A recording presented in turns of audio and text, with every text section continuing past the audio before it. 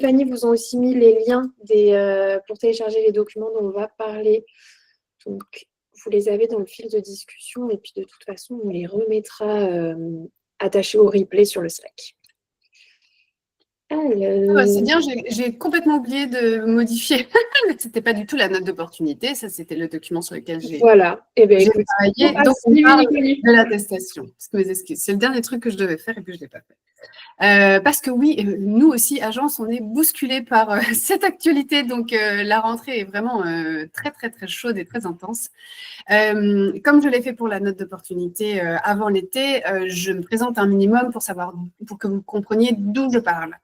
Parce que c'est important de préciser que je suis légitime pour certaines raisons, mais d'autres que moi le sont pour d'autres raisons encore, plus que par ailleurs l'expérience qu'on peut avoir. On brasse énormément de dossiers, mais également on a tous des backgrounds et donc des sensibilités différentes et donc des compétences qui vont aider à monter les dossiers. Pour ma part, j'ai été journaliste, j'ai exercé aussi des métiers de communicant en relations presse et en communication digitale. L'exercice de communication, pour moi, est clair dans ce que vous faites quand vous montez un dossier, puisque matériellement, en fait, vous allez mettre des messages dans un document par écrit que quelqu'un va lire et il va dire si c'est le message est le bon, avec des critères. On est vraiment sur un exercice de communication one-shot, ou à peu près one-shot, parce qu'il y a bien les allers-retours des instructeurs et des instructrices. Mais le plus gros travail de communication, c'est dans la constitution du dossier, autant sur le fond que sur la forme. Donc, il faut comprendre tous les enjeux que ça met en lumière pour que au moins votre dossier ne soit pas retoqué pour une question, pour un problème de communication. Et puis, j'ai contribué évidemment depuis 4 ans à de nombreux dossiers RNCP, RSCH. Ce travail, donc j'ai rejoint l'agence familiale puisqu'elle a été créée par Christine Lancesseur, qui est autre que ma mère. C'est fait 30 ans d'approche par les compétences. Groupe IGS, recherche sur la compétence, et évidemment, elle a occupé des postes de direction des études, des directions d'établissement, de différentes filières et de RH également, ce qui fait qu'on a un double langage RH et OF, et comme France Compétences souhaite faire de vous des bilingues en RH, en tout cas approche RH, approche par les compétences, eh bien, nous, on a plaisir à accompagner les organismes de formation pour les faire monter en compétences, tout en prenant en charge la totalité de leur dossier, contrairement à d'autres agences qui ont tout à fait d'autres arguments que moi pour choisir d'accompagner, de former leurs clients. Nous, on ne forme pas leurs clients, on fait monter en compétences parce qu'on collabore, mais on prend en charge tous les dossiers. Toutes les pièces stratégiques, c'est nous qui les produisons, et évidemment avec un conseil stratégique en amont. Voilà pour la présentation. Alors, et on a fait, d'ailleurs cette année, on a fait énormément de RSCH, donc j'ai vraiment énormément produit d'attestations, et je suis en charge de l'analyse des cohortes pour les RNCP, donc je le vois arriver pour les titres RSCH.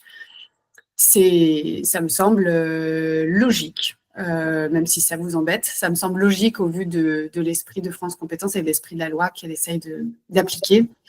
Alors, donc je redis, là je vais dérouler le visuel. À tout moment, vous levez la main, vous m'interrompez, vous posez vos questions, c'est hyper important, parce que c'est pour vous en fait que je parle. Donc s'il y a quelque chose qui n'est pas compris ou s'il y a une illustration que vous voulez partager par votre vécu, s'il vous plaît, faites-le, sans restriction. Alors, l'attestation, c'est la voix du secteur. Il faut comprendre, moi j'ai toujours ça à l'esprit, dans un dossier, que ce soit RNCH ou RNCP, c'est un dossier où on réunit des preuves. On réunit des preuves de l'utilité des compétences, ça c'est la première chose, mais également, quand même, et je pense que le décret a donné le ton là-dessus, les preuves de votre professionnalisme. Parce que parmi les organismes de formation qui existent sur tout le territoire français, il y en a des sérieux, il y en a des moins sérieux. Et comme on vient d'une culture du déclaratif, les moins sérieux ont pu jouir d'une certaine impunité qui aujourd'hui est derrière nous. Et France Compétences le fait savoir au fur et à mesure du renforcement de certains aspects des certifications et des renouvellements. Donc l'attestation, pourquoi elle est stratégique? Parce que c'est la crédibilité externe. La note d'opportunité, elle est faite par vous, même si vous la déléguez à une agence comme nous, elle est faite quand même par vous. Oui, c'est évidemment, et on l'a vu dans l'ancien webinaire, appuyé, parce que là aussi, on réunit des preuves objectives le plus possible. C'est appuyé par des articles, des documents institutionnels, la veille de vos conseils de perfectionnement, etc. Néanmoins, là, l'attestation, qui est donc un document légal, est la preuve et l'incarnation des différents cas qui existent, qui vont venir attester de la réalité de votre dossier. Quand je dis la réalité de votre dossier, c'est voilà, on forme ces compétences pour ces métiers, puisque là on est dans un RSCH, parce qu'on a identifié ce besoin et que pour aujourd'hui et demain, elles sont importantes pour le maintien en emploi du certifié, pour le maintien et le développement économique des organisations qui sont concernées. Rémi Castagnier. Oui, bonjour. Moi, je connais les termes RNCP et RS, et vous utilisez souvent un autre terme que je ne connais pas. Moi, je suis RS et je voulais savoir si je suis concerné, en fait, parce que vous allez... Oui. RSCH, en fait, c'est le tout. RS, c'est le diminutif de RSCH.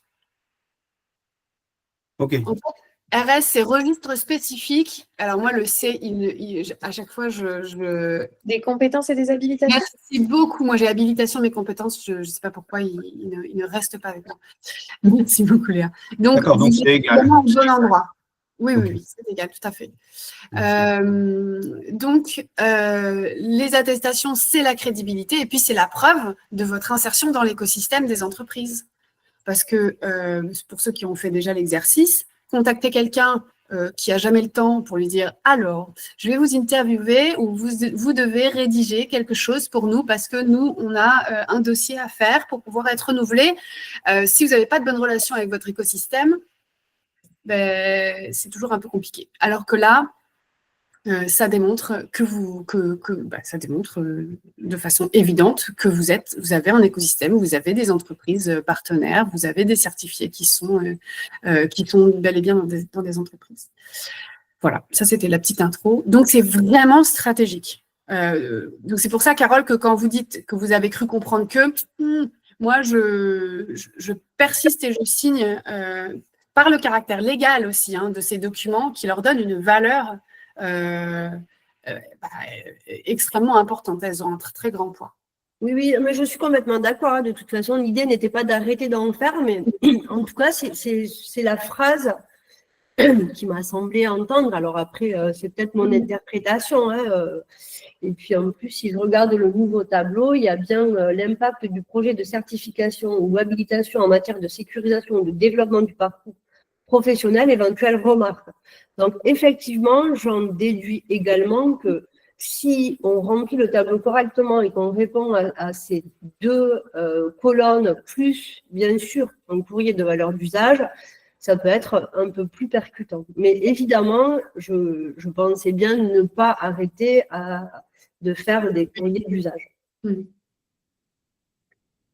On peut changer la slide, Léa?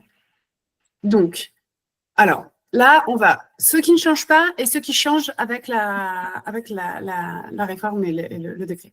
Donc, ce qui ne change pas, donc les racines de l'attestation, c'est que ce sont des témoignages d'entreprises utilisatrices des compétences. OK? Ça peut paraître basique, mais ça ne l'est pas. Elles attestent de l'utilité des compétences en situation réelle. C'est-à-dire quoi? Ça se traduit comment?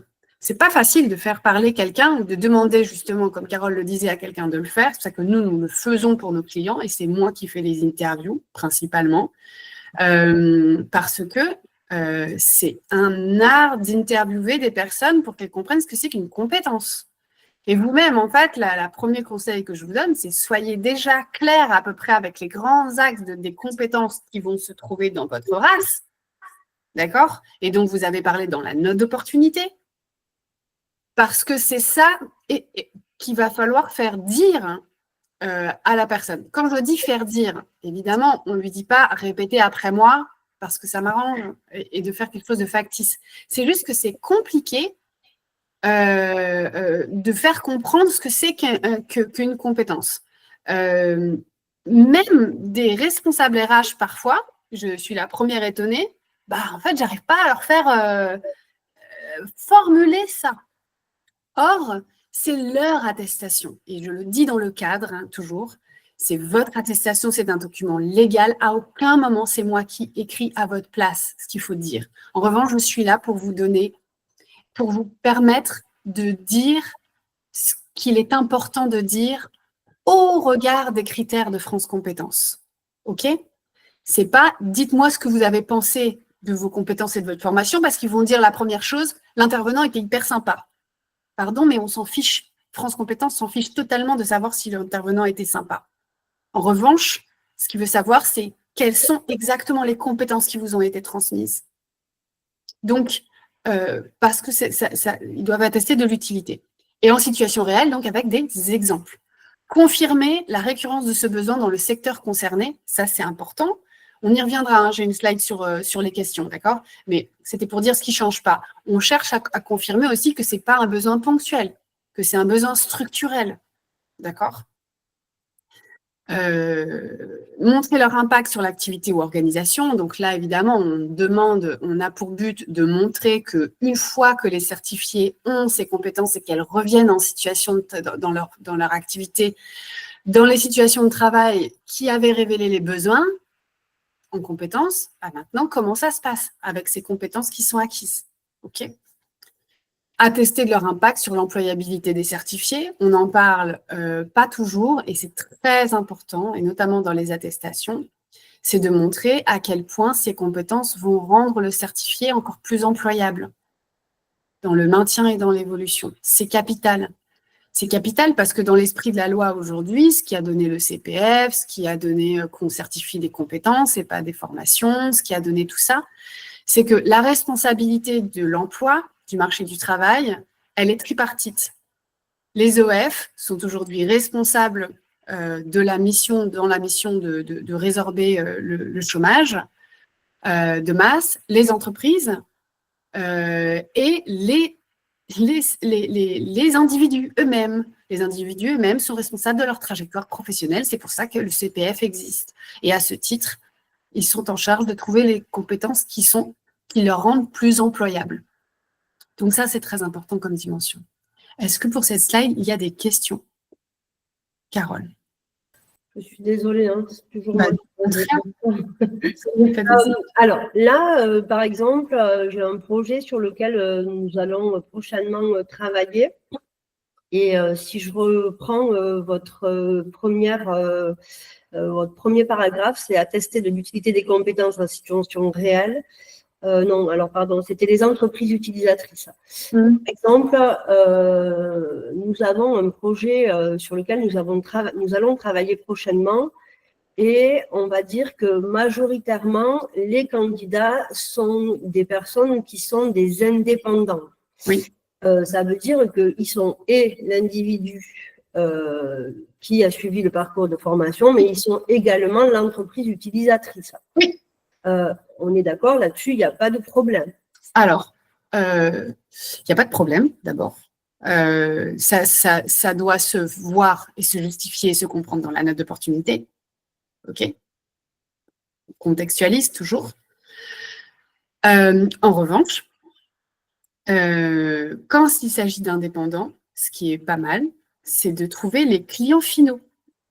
Oui, OK. Interviewer les clients finaux. C'est ce qui va justifier qu'ils sont employables. Ouais, c'est ça, voilà. L'impact sur l'employabilité. Oui, ok. Ok. Oui, ok. Merci. Oui, je vous en prie. Oui, mais c'est clair. Oui. Merci. Je vous en prie. D'autres questions? C'est bon? Ok, on enchaîne. Alors, ce qui change, mais qui aurait dû être là depuis le départ, parce qu'en fait, c'est aujourd'hui, hier, aujourd'hui et demain pour les prochains décrets, les prochaines réformes, c'est l'idéal vers lequel on tend tout le temps. C'est la cohérence avec c'est la cohérence d'une manière générale, d'accord? Ici, ça va être la cohérence avec l'analyse de cohorte, mais aussi, comme on l'a vu là dans notre échange avec Carole, la cohérence avec la note d'opportunité, la cohérence avec le RAS.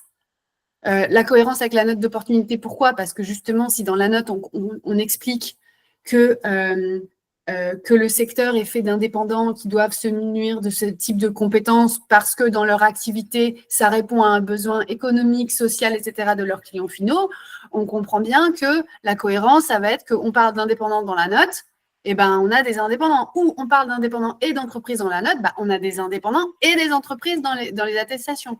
Cohérence avec le RAS, parce qu'on va formuler les compétences. C'est pour ça que l'interview est importante et que Carole, on en reparlera, mais en fait, ça s'accompagne des personnes à qui on demande des attestations.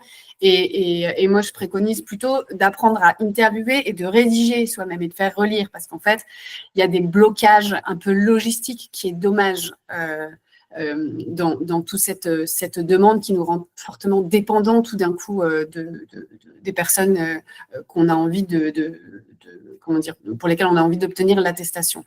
Donc, il y a une formulation des compétences qui doivent transparaître, apparaître ou même parfois être complètement formalisées dans une attestation. Et bien sûr, on doit les retrouver dans le RAS. Et cohérence avec aujourd'hui l'analyse de cohorte, qui est finalement la partie quanti, alors que les attestations, c'est la partie qualitative. D'accord ? On est sur deux natures de données différentes qui viennent illustrer matériellement, concrètement, sur le terrain, l'impact de votre certification. Donc, l'analyse de cohorte qui est aujourd'hui obligatoire, alors, ils font une différence. C'est là où je vais faire un tout petit pas de côté. Est-ce que vous êtes OK pour faire ce petit pas de côté vers l'analyse de cohorte maintenant ? OK. Après, je vais remonter avec la… Merci pour le pouce levé, Emmanuel. Je vais remonter avec les attestations. Parce que, pourquoi ? Il faut avoir à l'esprit d'abord l'analyse de cohorte, la note d'opportunité et le RAS pour pouvoir faire les attestations. D'accord ? Et on y reviendra après pourquoi. L'analyse de cohorte est obligatoire. Petite subtilité dans le document complémentaire qui aujourd'hui existe pour le RSCH, c'est qu'on demande une analyse des données et le tableau est facultatif. Alors, je vais évacuer tout de suite la question. C'est une prise de position que j'assume totalement. Non, le tableau de données n'est pas facultatif. C'est facultatif. Je ne sais pas pourquoi ils ont leur raison et ils ne nous donneront pas et c'est leur bon droit. Mais moi, je vous dis que non, parce que quand on sait comment on fait une analyse de données, d'une part, et quand on sait comment ça se passe dans les échanges avec les instructeurs, d'autre part, il est évident que le tableau des données n'est pas facultatif. Ce qui est facultatif, c'est de choisir de le donner ou pas à la première, à l'enregistrement. C'est la seule chose qui est facultative. Donc, pardon, mais la marge de manœuvre, quand même, la liberté là-dessus, elle est réduite à peau de chagrin. Quand on fait une analyse des données, on a besoin d'un tableau clair, d'où la conformité dont parlait Carole, je crois. Dont parlait Studio R, pardon, je ne sais pas votre prénom. C'est évidemment que ça doit être conforme, pas pour le plaisir d'avoir un truc bien ordonné, même si je vous avoue que c'est très agréable quand on reçoit les tableaux. C'est parce que pour voir, pour comprendre les écarts qui peuvent exister, qui peuvent du coup être comprises comme des incohérences, alors qu'ils ne le sont pas quand on met du contexte, quand on rend les données intelligentes, il faut que le tableau soit clair. Donc, vous avez besoin d'un tableau de suivi en bonne et due forme, qui soit hyper conforme, il a vraiment été bien pensé, en fait, et chaque colonne a été pensée pour faire parler les parcours de vos certifiants. Le background, parce que l'utilité des compétences, c'est quoi ? C'est que les personnes ne les avaient pas avant. et que ça leur permet de se maintenir en emploi ou d'avoir une évolution pour le RSCH. Donc, de savoir ce qu'ils étaient avant, c'est important. Mais même pour le RNCP, et je me permets de vous faire une anecdote, nous avons reçu le tableau de cohorte d'un prospect. Nous avons vu que, donc c'était un RNCP, d'accord, c'est pour un métier en commerce digital pour faire pour grossir l'info. Il y avait quand même dans les backgrounds des certifiés qui avaient déjà un master en marketing. Donc, ça existe des organismes de formation qui recrutent des personnes qui ont déjà les compétences. En réalité, il aurait dû déposer un RSCH parce que c'est des compétences digitales qui donnent. Mais tout le tronc commun du marketing, la personne qui a un master, il a déjà ça. Il n'a pas besoin de faire un RNCP et de payer un RNCP. Donc, c'est pour toutes ces raisons que chaque chose a été pensée dans le tableau de France Compétences, à la fois pour bien s'assurer de l'impact de votre certification et à la fois, et je le répéterai jamais assez, quitte à vous agacer, pour vraiment montrer que vous êtes un organisme de formation sérieux. Parce qu'il y a beaucoup de personnes qui ne sont pas sérieuses dans le secteur et on parle de finances publiques et vu le contexte actuel, on comprendra qu'on y fait attention. Donc là-dessus, l'analyse de cohorte est obligatoire. Il mesure l'impact sur les parcours professionnels, donc on regarde un peu la situation initiale, les objectifs poursuivis lors de l'inscription, c'est-à-dire est-ce que c'est pour une évolution, un maintien dans l'emploi, etc. Et évidemment, le résultat, la situation à 6 mois après la certification. Est-ce qu'il y a eu une évolution de poste? Est-ce qu'il y a eu un maintien? Est-ce qu'il y a eu une mobilité? Est-ce qu'il y a eu un développement? Le développement, ça peut être parfois tout simplement s'inscrire à son compte, de pouvoir quitter son entreprise. Nous, on a travaillé avec des gestionnaires de patrimoine. C'est souvent ce qui se passait. Ils quittaient les banques, les compagnies d'assurance et que ça leur permettait de développer leur propre activité. Donc, à chaque secteur, à chaque métier, son contexte qui est expliqué dans la note d'opportunité et qui va être vérifié dans le tableau de données. Oui, Studio Aid. Oui, alors, je m'appelle Béatrix.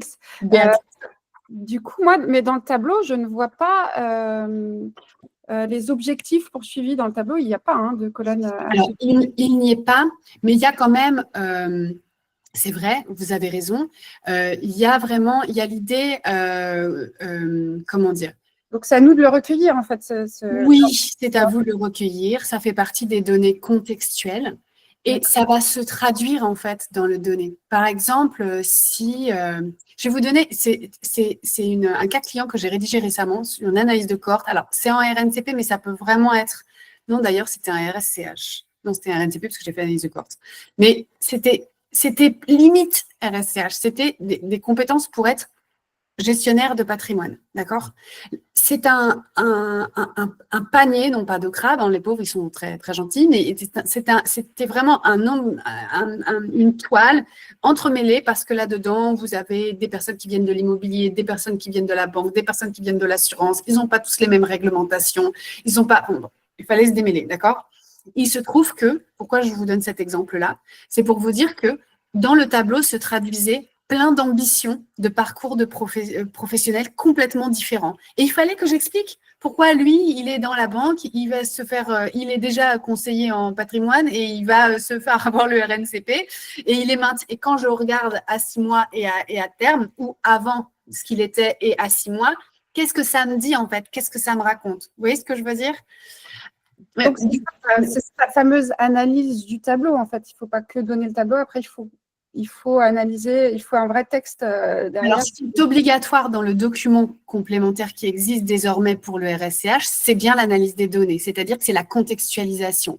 Ce qu'il donne comme facultatif, c'est les données brutes, en fait. C'est le tableau. Oui, c'est le tableau. Mais c'est pour ça que je dis, non, ce n'est pas facultatif. En tout cas, le faire n'est pas facultatif, c'est obligatoire parce que c'est bien à partir du tableau que vous allez lire le tableau, vous allez rendre la data intelligente, vous allez voir les écarts. Par exemple, je vous donne un autre exemple pour un RSCH où il y a des compétences importantes pour devenir manager de proximité. On voit bien du coup la personne, ce qu'elle faisait comme métier avant, et puis maintenant elle est manager Bon, on voit bien il est question d'une évolution. D'accord? Mais parfois, c'est aussi des managers qui sont managers depuis longtemps, qui sont un peu managers à l'ancienne et ça allait très bien jusqu'ici. Mais aujourd'hui, parce que c'est un RSCH concernant l'intelligence collective. Donc aujourd'hui, en fait, il faut qu'ils se mettent un peu à la page des nouvelles pratiques managériales. Ils ont des nouveaux publics qui sont les générations montantes. Et donc, c'est pour un maintien en emploi. Donc, on va voir dans les données, et c'est comme ça que vous faites parler les données, c'est sur, je ne sais pas moi, 20 certifiés, il y a 50% qui sont devenus managers et 50% qui sont restés dans l'emploi. D'accord? Et on va bien voir dans la note d'opportunité que c'est de ce dont on parle, que le public, il est comme ça, que les difficultés, on trouve ceci, on trouve cela. Vous comprenez ce que je veux dire?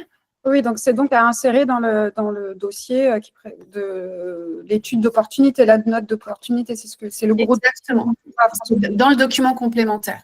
Et dans les attestations, pour faire le point avec les attestations, il faudrait trouver des personnes dont le cas, parce qu'à chaque fois, c'est des cas singuliers que vous rapportez. Il y a une personne, si c'est 50-50, je tire des gros traits, mais c'est pour donner la logique, il faudrait que la moitié des attestations parlent de personnes qui sont qui ont du coup embrassé le poste de manager à la condition qu'ils aillent acquérir ces compétences. Et puis les autres, 50% de managers qui étaient déjà en poste, qui ont 20 ans de management derrière, mais ils ont senti que maintenant, étant donné plein de raisons, c'est pas qu'une question de mentalité, c'est aussi la manière dont les informations aujourd'hui circulent dans une entreprise.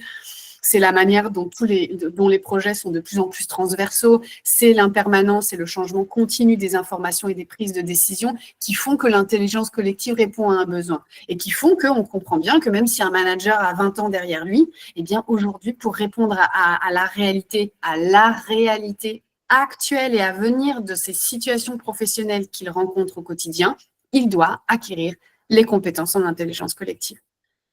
Et là, on voit bien que ça matche entre l'analyse de cohorte, où on va avoir des personnes dont le background ne va pas forcément être dans le management, mais vont plutôt être sur des compétences techniques, parce que pour le coup, dans l'exemple dont je parle, les managers de proximité, c'est souvent au départ des professionnels techniques. Ils ont la technicité, mais ils n'ont pas forcément les compétences en management. Et donc, hop, on voit à 6 mois, ils sont managers de proximité.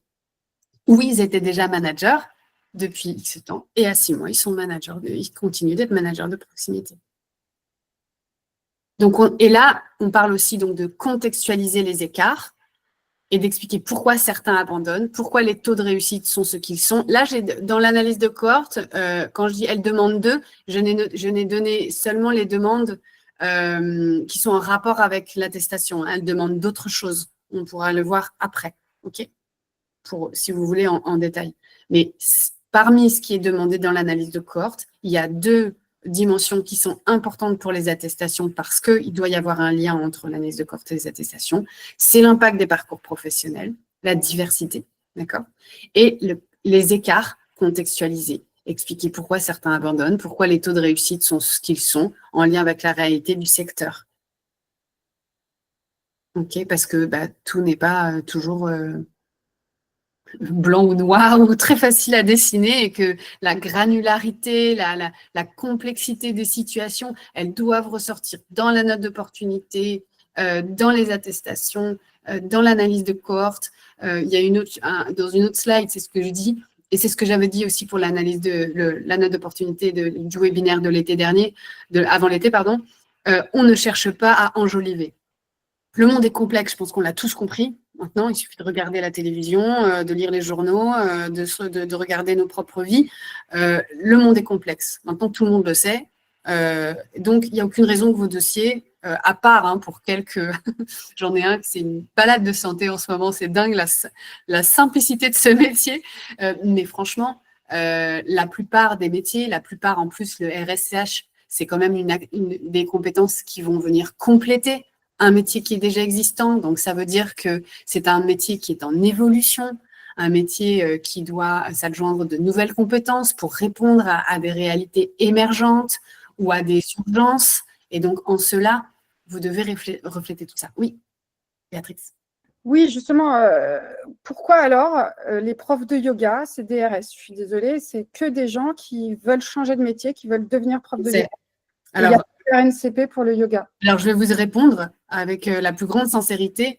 Je suis sophrologue et j'anime un webinaire ce matin pour que je suis ravie, hein, mais le fait est que ça correspond, c'est à la fois une question sur le marché, c'est-à-dire est-ce que sur le marché, on va regarder, et ça c'est l'analyse de cohorte qui le dit aussi beaucoup, c'est est-ce que vous vivez de votre activité? Vous vivez de votre activité, c'est un métier. Vous ne vivez pas de votre activité, ce n'est pas un métier. À ceci près que aujourd'hui, c'est en train de changer, et je vous donne juste le ton, le signal faible qui existe, d'accord? Une petite lueur d'espoir, même si tous les RNCP sont sortis pour les sophrologues d'ailleurs, c'est que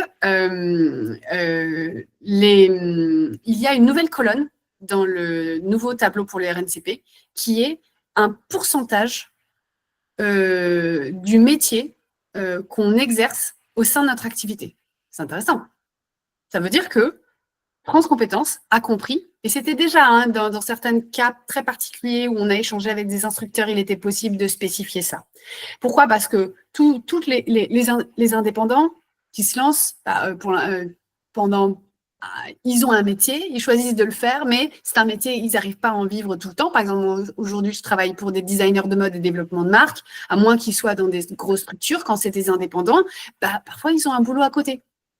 Alors, ils sont à 70-30, d'accord? Mais au départ, ils sont à 30-70, c'est-à-dire qu'ils font leur métier à 30%, puis au fur et à mesure, ils augmentent parce qu'il y a de plus en plus d'indépendants. Ou alors, il y a, comme vous le dites, des configurations où il y a des personnes qui sont en reconversion parce qu'ils ont besoin, pour tout un tas de raisons, d'investir leur activité autrement qu'avant. Avant, c'était, tu prends un boulot, il faut qu'il soit sécure, qui paye ton prêt immobilier, qui peut te permettre de mettre de l'argent de côté pour les études de tes enfants. C'est ça d'où on vient au départ, d'accord? Et aujourd'hui, on dit, on s'en fout, on ne sait pas quand est-ce qu'on va mourir, autant qu'on soit bien dans le moment présent, allez, soyons tout ce qu'on veut. C'est ça, on est dans un changement de mentalité profond. Et France Compétences le montre petit à petit, quand il voit que le signal faible devient un récurrent, il l'introduit dans les tableaux, dans les nouvelles versions. Donc, dans la nouvelle version du RNCP, on va pouvoir expliquer et on va devoir contextualiser à l'aide de la note d'opportunité pourquoi il y a tel pourcentage du temps qui est consacré au métier qu'on défend dans le dossier. Vous voyez ce que je veux dire? Donc, ça, c'est... Mais... Donc, ça veut dire que nous, par exemple, si on forme que des gens qui ne vivent que de ça, c'est leur métier, on pourrait éventuellement déposer un RNCP alors, en yoga. Tout défrichage contient ses risques. C'est-à-dire que si aujourd'hui, la politique, les commissions paritaires jugent que yoga, parce que bon, il y a aussi un climat de culture, de politique, de tout ça, d'accord? Donc, c'est pour ça que ça contient un risque. Si vous me dites, j'ai jamais, moi, défendu du yoga, mais bien sûr qu'à un moment donné, les lignes bougent, en fait. Si vous, dans votre réalité, clairement, c'est ce qui se passe, mais donc il n'y a pas de sélection de certifiés qui arrivent et puis qui n'y arrivent pas, ça se défend. En tout cas, ça dépend de votre esprit. Si vous êtes un esprit combatif, vous avez envie de défendre votre point de vue et de faire de cet outil qu'est la norme et le dialogue avec France Compétences un outil de changement, je ne vois pas pourquoi on ne peut pas le faire. Les ostéopathes, ils sont arrivés. Par contre, il ne faut juste pas être... en fait, il faut avoir la dose d'idéalisme qui est conseillée, suffisamment pour avancer, mais pas assez pour, quand on se prend les pieds dans le tapis, se dire qu'on ne l'avait pas vu et que c'est scandaleux qu'il soit là, ce tapis. Parce qu'on sait qu'il est là, le tapis. Voilà. Donc, c'est très intéressant le cas que vous abordez. Ok, merci beaucoup. D'autres questions ou on continue? Donc, on reviendra sur si on a le temps, sur un peu plus de billes sur l'analyse de cohorte, si vous le souhaitez. Pour l'instant, on revient sur l'attestation, si ça vous va comme ça. Donc, vous comprenez bien que l'attestation, elle doit incarner, elle doit être le témoignage de l'analyse de cohorte. J'insiste sur ça, parce que dans le document complémentaire aujourd'hui, il y a donc l'analyse de données avec comme pièce jointe le tableau facultatif et les attestations. Donc, c'est bien qu'il y a un rapport qui est direct, assumé et confirmé par France Compétences entre les attestations et l'analyse des données de vos tableaux de placement. Carole. Oui, je vais juste vous poser une question par rapport à donc, un nouveau projet, hein, pas celui dont j'ai parlé tout à l'heure, puisque quand je lis dans votre slide, contextualiser les écarts, expliquer pourquoi certains abandonnent, pourquoi les taux de réussite sont ceux qu'ils sont en lien avec la réalité du secteur. Alors, les taux de réussite, on parle bien de l'obtention de la certification. Oui, et aussi des insertions. Et aussi des insertions.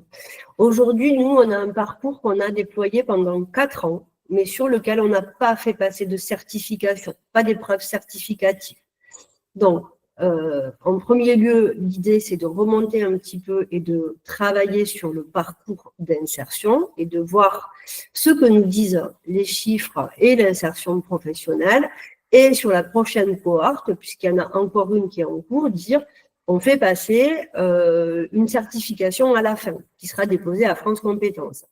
Est-ce que c'est problématique de ne pas avoir fait passer pendant les 4 années précédentes de vraies épreuves certificatives? Parce que pour le coup, sur les taux de réussite, on pourra les avoir que fin mi-2026, fin 2026. Bah, si vous avez des raisons, je ne vois pas pourquoi ce serait… En fait, ce qu'il faut regarder quand même, c'est l'insertion à 6 mois. Hein. Exactement. Ouais. Donc, quand on parle là des taux de réussite, c'est vraiment… Là, quand j'ai dit contextualiser les écarts, expliquer pourquoi certains abandonnent, dans tous les cas, tout le monde n'abandonne pas, c'est quand les chiffres sont significatifs, on doit expliquer, d'accord? Et les taux de réussite aussi. Mais en réalité, ils vont regarder l'insertion, donc ça ne me semble pas problématique pour vous. Vraiment. Et les taux de réussite, oui, Estelle, c'est pour les renouvellements. Oui. Oui, c'est pour les renouvellements encore plus. Mais donc, on peut regarder juste… Est-ce que j'ai répondu à votre question, Carole? Oui, tout à fait. Okay. C'est toujours la question des éléments de contextualisation, d'explication que France Compétences va d'accord. À part, il y a des critères où c'est vraiment blanc, noir, feu vert, feu rouge, c'est comme ça sur France Compétences. Mais entre ces critères, il y a justement ces nuances où on a besoin de contextualiser, on a besoin d'expliquer, et du coup, c'est un dialogue avec un être humain, en fait. Voilà, c'est… Léa, je ne sais pas où je peux regarder… Alors, il y a eu des échanges. Là, il y a eu des questions aussi qui ont… Oui, alors c'est une question de Mélodie, mais plutôt axée sur le RNCP et sur les cohortes. Est-ce OK d'utiliser seulement 2 cohortes sur 4 entre 2021 et 2025 pour une certification enregistrée pour 5 ans pour réaliser l'analyse? C'est pour un renouvellement, du coup? Si oui, normalement, c'est toute la durée du renouvellement. Nous, c'est ce qu'on conseille. Je ne sais pas, Mélodie, si vous voulez prendre la parole. Alors, vous m'entendez? Oui, on vous entend. Oui, merci. Alors oui, je pose cette question parce que en fait, il était inscrit, notamment dans les nouvelles versions qui ont été publiées, qu'on pouvait utiliser seulement 2 cohortes. Mais en échangeant avec mon ancien responsable, il m'a dit mais France Compétences ne va pas vous faire des cadeaux comme ça, utiliser que seulement 2 cohortes. Et en fait, il commençait à me dire que si on n'utilisait que 2, il fallait quand même potentiellement les déclarer ou alors les réutiliser après.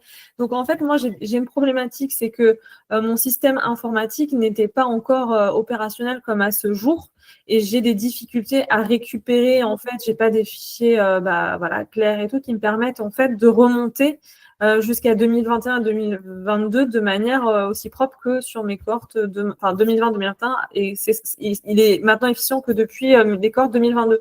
Et en fait, j'ai des dossiers où je suis censée les déclarer, mais pour la remontée d'infos, c'est compliqué. Je comprends, mais si je peux juste… ça veut dire quoi, pas aussi propre?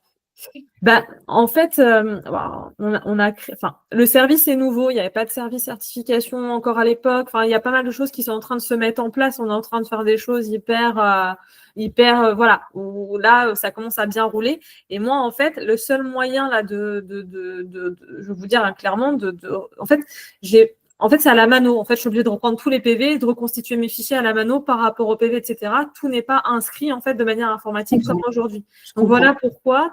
Je m'étais dit, celles-là, on va peut-être ne pas les prendre et se concentrer sur celles où aujourd'hui on a toutes les infos, sachant que c'était pas nous qui travaillions dessus à l'époque. Enfin, vous voyez, il y a eu pas mal de changements depuis.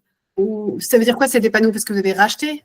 Non, c'était bien Astra, mais c'était pas nous dans le service en fait. C'est plusieurs personnes. Enfin.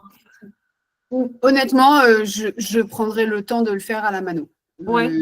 Parce que pour moi, on couvre une certification. En fait, ce qui va être évalué lors du renouvellement, c'est quand même votre professionnalisme en tant qu'organisme certificateur. Alors là, je vous fais ceinture bretelle, hein, d'accord? Peut-être qu'il y a des annonces un peu plus cow-boys qui diront allez-y, ça dépend de l'instructeur, vous verrez bien. Mais moi, j'aurais tendance à vous dire que est évalué dans le dossier de renouvellement la qualité de prise de responsabilité de l'organisme certificateur. Et la première responsabilité que l'organisme certificateur a, c'est d'avoir des tableaux de suivi. Oui, c'est ce que là, on met vraiment bien en place de manière carrée. Mais je suis France Compétences, je vous réponds, oui, c'est bien, mieux vaut tard que jamais. Mais j'imagine, oui, complètement. Et vous étiez censé, c'était dans le contrat. Nous, on vous a délégué une certification, on vous a délégué notre pouvoir-là de certifier. Donc, chaque pouvoir a sa responsabilité, a son devoir. Donc, c'est pour ça que j'aurais tendance à vous dire, désolée Mélodie, mais vraiment faites-le. Ouais, faut essayer de retrouver ces petits. Malheureusement, j'imagine que c'est hyper fastidieux, mais c'est quand même la colonne vertébrale de votre dossier. D'accord. Donc finalement, quand ils disent qu'on peut seulement utiliser deux cohortes, en fait, c'est pas vraiment la réalité. C'est qu'en fait, il faut prendre toutes les cohortes que l'on a selon la durée d'enregistrement du dossier. Pour être très transparente, moi, je sais une chose. Dans la théorie et dans la pratique. Ouais. Dans la pratique, clairement, les deux promos, et d'ailleurs ça vient de changer, c'est pour les premiers dépôts. En revanche, pour les renouvellements, c'est autant d'années que vous avez été certifié à ce moment-là. D'accord. Donc, en fait, on prend tout, quoi. D'accord. Merci, en fait, pour cette information, parce que je commençais à douter un petit peu de qu'est-ce qu'il fallait utiliser. D'autant que, après, c'est aussi pour ça dans la pratique, moi, j'ai souvent eu quand même des clients où où c'était préférable aussi de montrer l'évolution de la certification, le résultat des certifications à moyen et long terme. Et donc, si vous l'avez eu pour 5 ans, de montrer ce que sont devenus vos certifiés, les constances qui existent et ce que sont devenus vos certifiés au bout de 5 ans, ça vaut cher, hein. Oui, c'est ce qu'on fait. Alors, sur les dossiers, justement, c'est ce qu'on fait. Hein, mais c'est là, on va dire, j'ai un petit souci avec un dossier, en fait, c'est pour ça. Mais sur les autres, on est vraiment là sur ce que vous dites, on fait vraiment ça. En plus, nous, on fait aussi l'enquête à aujourd'hui. On blinde. Essayez le plus possible. Essayez le plus possible. Après, à l'impossible, nul n'est tenu. Et puis après, vous expliquer avec France Compétences. Hein. Et effectivement, dans le cas où vraiment c'est compliqué de vraiment retrouver tous les petits, entre guillemets, sur ce dossier, si on joue un peu la transparence, alors sans trop tirer une balle, en expliquant, en argumentant, est-ce que du coup, ça peut éventuellement passer? C'est vraiment au cas où on n'arrive pas à faire nos petits. Là, vous voyez, typiquement, c'est bien d'être une agence parce qu'on est plusieurs cerveaux et on se. Alors, Saad, qu'est-ce que vous dites? Avant le décret, il était possible de déposer que les 2 dernières cohortes, même pour un renouvellement. Avec le nouveau décret, il est mentionné noir sur blanc qu'il est désormais obligatoire de déposer l'ensemble des cohortes. Vous voyez. Merci. Merci. Parce que vous voyez, enfin, le petit souci que nous, on a pour faire le avant-après, on le travaille beaucoup en ce moment avec l'agence pour communiquer avec nos clients parce qu'en fait, on faisait déjà ce que le décret demande maintenant avec nos clients.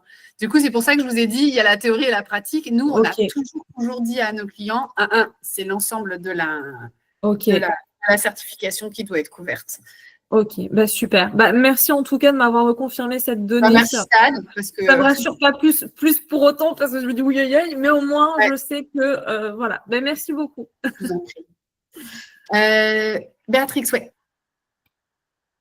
Oui, du coup, est-ce que, puisque nous, du coup, on a une certification yoga et pilates, tout en même temps et sport santé, donc c'est complètement nouveau, il n'y a aucun autre organisme de formation qui a cette certification-là, et du coup, on est beaucoup bloqué parce que, justement, pour le yoga, il faut pas de carte pro, n'importe qui peut suivre une formation yoga, alors que pilates, il faut une carte pro puisque ça dépend du ministère des Sports, Oui. et du coup, on est beaucoup bloqué, il y a plein de gens qui sont intéressés par cette certification, mais quand on leur demande quel diplôme vous avez, puisqu'on ne peut pas les prendre en formation s'ils n'ont pas un diplôme d'éducateur sportif ou quelque chose comme ça, eh bien, on a très peu de stagiaires. Là, ça fait déjà presque 1 an qu'on est certifié et on n'a eu que 4 stagiaires pour l'instant. Est-ce que c'est embêtant pour le renouvellement? On a eu 3 ans de certification. C'est nouveau, ça?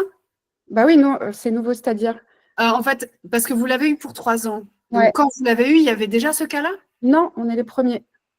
Non, mais vous avez fait évoluer, du coup, vous avez été certifié sur des compétences qui déjà étaient hybrides yoga-pilates? Oui, tout à fait.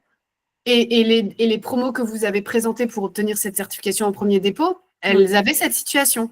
Oui. Et il y avait combien de certifiés? Alors, on ne certifiait pas à l'époque puisqu'on n'avait pas de certification. Oui, mais pardon, vous aviez on a énormément de stagiaires, mais nos stagiaires, ils font d'abord que le yoga, ensuite que le pilates. Et là, c'est 200 heures, ça coûte très cher. Et du coup, on est bloqué à cause de ça. En fait, ma question, c'est qu'est-ce qui a changé entre le moment où vous avez obtenu la certification et où il n'y avait pas de problème pour le problème que vous… Non, mais rien n'a changé. Rien n'a changé, c'est juste qu'avant, ils se formaient au fur et à mesure. C'est tous des coachs sportifs, donc qui acquièrent des compétences au fur et à mesure de leurs années. Donc, ils se font financer par le FIFPL, l'AFDAS, mais ça prend des années. Et donc, sur des années, puisque ça fait des années qu'on fait ça, eh bien, on a eu beaucoup de stagiaires qui ont eu cette double certification qu'on a fait en une seule certification. Mais nous, on n'a que 3 ans. Et tous, pour avoir toutes ces compétences-là, ils ont mis au moins 5 ou 6 ans pour acquérir tous ces diplômes, en fait. C'est tous les modules pilates, tous les modules yoga, c'est beaucoup d'heures de formation et c'est beaucoup d'argent aussi. Donc, on est confronté à ça, là, nous, aujourd'hui. Ce que j'arrive toujours pas à comprendre, Dominique, vous voulez peut-être intervenir par rapport à ce sujet ou c'est pour une autre chose? C'est par rapport à ce sujet-là. Si la formation est plus longue que la durée de validité de la certification, normalement, là, il y a une exception sans compétence. Non, c'est pas ça? Non, elle n'est pas plus longue, la formation. C'était avant pour obtenir la certification. J'ai cru que vous disiez que les gens, ils mettaient 5 ans à obtenir… En fait, c'est plein de petits modules. Nous, avant d'avoir la certification, on proposait déjà cette formation, mais pas en une seule formation. C'est plein de petits modules. Ouais, voilà. Il y a un, il y a deux. Ça vous fait quand même une durée de formation. Non, Dominique a raison, mais Béatrix, ce qu'elle dit, et c'est ça que j'arrivais pas à comprendre, c'est ça que je butais, c'est que ce que vous dites, Béatrix, si je reformule, c'est que au moment où vous avez déposé la première fois, d'accord, pour obtenir la certification, dans la réalité, les modules étaient étalés sur longtemps, sur 5 ans. Sauf que vous avez une certification pour 3 ans. Oui. Voilà, et dans ces cas-là, normalement, les gens qui pendant la durée de la validité, commencent la formation et continuent, et même si votre certification n'est plus valide, c'est pas grave, parce que quand ils ont débuté la formation, elle était valide. Donc, du coup, là, il y a une exception. Oui, Dominique, c'est sûr, mais Béatrix, je pense qu'elle est plutôt inquiète par rapport au renouvellement, parce que du coup, la représentativité de ces certifiés sur le tableau de cohorte est moindre, puisque là, du coup, il n'y a que 4 stagiaires en 3 ans qui ont réussi à faire ce que la plupart font, en fait, en 5 ans. Du coup, ça s'explique dans la note d'opportunité, en fait. Ouais. Sauf que notre certification, aujourd'hui, c'est 200 heures sur une année.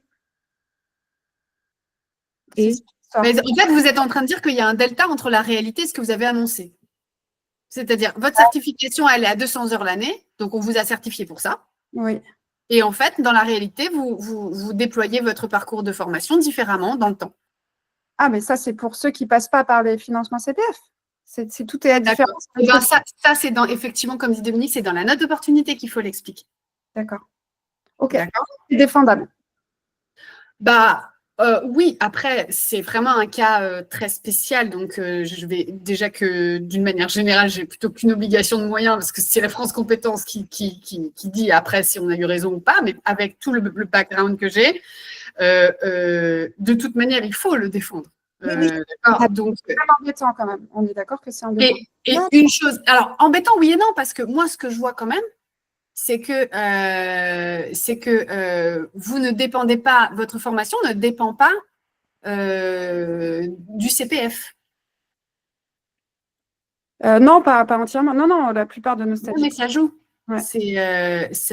Ça joue parce que un RSCH ou un RNCP, le but, c'est pas forcément que de capter le CPF. Et beaucoup de modèles économiques des organismes de formation sont là-dessus. Donc, quand vous avez un autre type de modèle économique, et vous dites, voilà, nous, on a la certification aussi par rapport à la valeur que la certification donne et que notre modèle économique ne repose pas sur l'absorption des CPF de nos certifiés, ça donne quand même une couleur à votre dossier. Ça ne fait pas tout, mais ça donne quand même une couleur. Vous voyez ce que je veux dire ou pas? Tout à fait. Mais donc, il faudrait avoir aussi des certifiés non financés par le CPF pour bien appuyer notre… Bien sûr. Ouais. De toute manière, c'est l'ensemble, oui, c'est l'ensemble de votre… c'est l'ensemble de vos cohortes. Yes. Okay. Et dans ce cas-là, si c'est fait au fur et à mesure, il faut que les attestations, puisqu'on est là pour parler de ça, soient l'écho de la note d'opportunité. D'expliquer la complexité de la réglementation, des différents profils. En fait, il faut raconter les différents profils. Dans la note d'opportunité, vous avez aussi le périmètre. Hein. Donc, dans un RSCH, le périmètre, c'est le périmètre de la cible. Ouais. Okay. Encore plus que d'un secteur, puisque c'est censé être des compétences qui sont transmises à différents types de profils, à différents types de professionnels. Okay. Donc, vous dessinez bien votre périmètre, vous expliquez quel type. Vous faites comme quand on fait du marketing ou on fait des personas, on regarde, il y a différents profils qui sont intéressés. Quels sont schématiquement les différents profils qui vont être les profils de vos certifiés, leur motivation, leur contexte, etc. D'accord ? Et du coup, par rapport à leur réalité, c'est-à-dire quand la réglementation des différents métiers, notamment les éducateurs sportifs, c'est ça dont vous parlez, rencontrent justement leurs ambitions professionnelles, qu'est-ce que ça donne comme problématique, comme contexte, d'accord? Et ils vont voir que ce que vous décrivez dans la note, c'est exactement ce qui se traduit quantitativement dans les données de l'analyse de cohorte. Ouais. D'accord? Oui, mais c'est des prérequis. Oui, je lis les messages, c'est tout à fait des prérequis. Parce que nous, on est obligé d'accepter en formation que des gens qui ont des prérequis, une carte pro du ministère des Sports. Or que ceux qui ont RS que yoga, ils n'ont pas cette obligation-là. Ils peuvent accepter n'importe qui en formation. Oui. Ok, merci beaucoup. Je vous en prie, Béatrix. Je te propose qu'on prenne la question de Estelle ou la remarque et qu'après, peut-être qu'on avance parce que je vois que l'heure tourne et tu voulais nous montrer d'autres choses sur les attestations. Vas-y. Allez-y, Estelle. Oui, bonjour. Je pense qu'il y a un vrai sujet vraiment sur les prérequis, les prérequis et les profils, parce que là, on parle des attestations. Donc, en effet, derrière, il y a des personnes, il y a des entreprises, voire des indépendants, etc. Mais il y a un vrai sujet autour de à qui s'adressent les certifications. Et là, on voit dans le cas de Béatrix qu'en fait, il y a tout un historique qui fait que on va construire des certifications parfois qui s'adressent à des personnes qui sont très différentes. Et ça peut poser question. On se dit pourquoi est-ce qu'on a choisi de créer cette certification-là et pourquoi on n'a pas choisi d'en faire plusieurs, par exemple. Je suis d'accord. C'est la stratégie de la certification. Voilà, c'est vraiment très important que ce soit vraiment bien pensé, surtout que là, on est quand même dans une phase où on a des OF qui ont obtenu des enregistrements sous un autre modèle, où clairement, on pouvait quand même faire passer des choses qu'on n'avait pas vraiment testées sur le terrain. Et en fait, c'était à l'occasion du premier enregistrement que finalement, on commençait vraiment à déployer un dispositif certifiant. On se rendait compte que, en fait, finalement, ce n'est pas tout à fait le public qu'on imaginait capter, etc. Bien sûr. Donc là, on se retrouve à renouveler avec d'autres règles. Oui. Donc, je pense que dans le cas aussi de Béatrix, il y a aussi… les règles ont changé. Stratégie du coup, tester le terrain et il faut vraiment trouver, je ne sais pas dans quel endroit, peut-être la bonne opportunité, et pour pouvoir s'expliquer en fait. Alors, merci d'abord Estelle, parce que merci pour cette remarque qui est hyper pertinente, merci beaucoup. C'est pour ça qu'en fait, je restais un peu là-dessus en disant à Béatrix, ok, en fait, j'allais vous dire, on en reparle après Béatrix, parce que là, en fait, ça demande qu'on se pose, en fait. Je vais vous raconter juste, nous, on a accompagné un organisme de formation qui avait un RNCP, d'accord, à splitter en 3 RSCH, ok, et un RNCP. Donc, vous imaginez le grand raout que ça a donné. Et donc, ça rejoint ce que dit Estelle, c'est qu'à un moment donné, et c'était en raison de changements de réglementation, d'accord. Il y avait dans leur public, il y avait des personnes qui étaient des professions réglementées, d'accord, différentes professions réglementées, et des personnes qui n'avaient pas de profession réglementée au départ. Donc, c'était vraiment le why. Et on a mis de l'ordre pour que les certifications, en fait, on a fait ce qu'a mis en lumière Estelle, c'est-à-dire qu'on a identifié les différents publics et on a créé des certifications, soit RSCH et on a repris quand même une RNCP pour les publics, pour que ça soit approprié à la réalité, en fait, des différents publics. OK ? Et ça, c'est important, et on l'a hyper bien spécifié dans le dossier, etc., en disant, voilà, avant, c'était ça comme réalité, aujourd'hui, c'est ça. Parce qu'il y a quand même quelque chose, et là, pardon, Léa, du coup, je déborde un tout petit peu, mais parce que tout est lié, en fait, sur le RAS du RSCH. Attention, le premier écueil, c'est de mettre des compétences, quand vous avez des publics diversifiés, donc ça reprend bien ce que dit Estelle, c'est de mettre des compétences dont une partie de vos publics ils sont censés déjà les avoir, en fait, parce que dans leur métier, ils les ont déjà acquis en formation initiale. Vous allez vous faire retoquer. Si, par exemple, pour les éducateurs sportifs, vous formez des personnes qui sont au départ éducateurs sportifs et d'autres qui ne le sont pas, qui sont comme moi, ils animent des webinaires et puis demain, ils ont envie d'être profs de yoga, ben, je ne vais pas avoir les mêmes compétences au départ donc là, on parle bien des prérequis, mais dans le RAS, dans le référentiel activité, compétences et évaluation du RSCH, il ne doit y avoir que les compétences nouvelles. Donc, on a bien des questions de prérequis, donc on a bien une question de périmètre concernant les différentes cibles. Estelle, est-ce que je vous ai paraphrasé fidèlement ou est-ce que… Oui, tout à fait. OK. Donc, éventuellement, une réflexion, et France Compétences demande cette proactivité, Béatrix, de vraiment… Il ne tapera jamais sur les doigts d'un OF qui se dit « Ah, je me suis trompée parce que… » Bon, sauf si « Ah, je me suis trompée, ça fait 5 ans que j'attends et aujourd'hui… » Mais qu'on montre exactement, ils savent que le marché de l'emploi bouge, que les métiers bougent, que c'est complexe et qu'on fait avec les moyens qu'on a. OK. C'est le référentiel déposé lors du dépôt du dossier RS. Oui, bien sûr. OK. On avance ? Allez. Tac. Donc, le choix des attestants.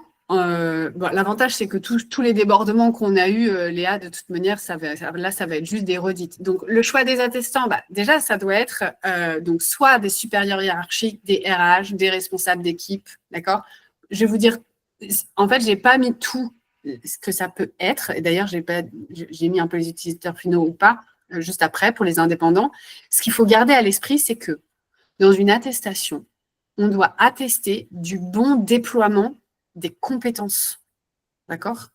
En gros, on dit dans une attestation, nous avons identifié ce besoin. Nous avions besoin de ça. D'accord ? Et une fois acquis ces compétences, on est allé dans l'organisme de formation, tac, tac, tac, tac, tac, on est revenu, on avait ces compétences, et voilà comment elles se sont déployées en situation professionnelle. Et voilà les bénéfices qu'on a eus.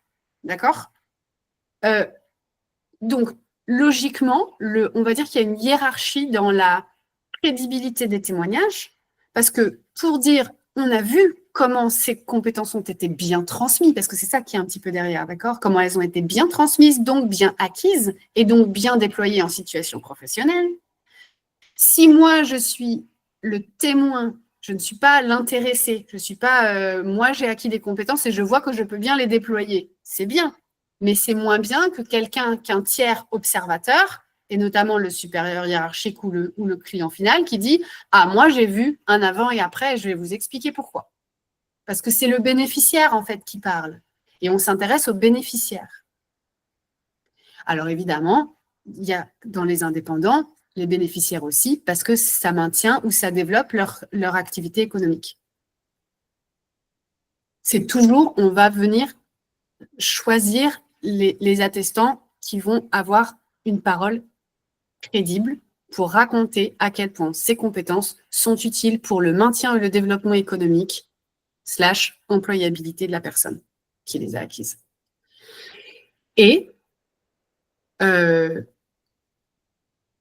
y a une diversification importante pour une raison simple. Il faut que les attestations soient représentatives du périmètre que vous avez énoncé dans la note d'opportunité et qui va se voir très clairement dans l'analyse des données.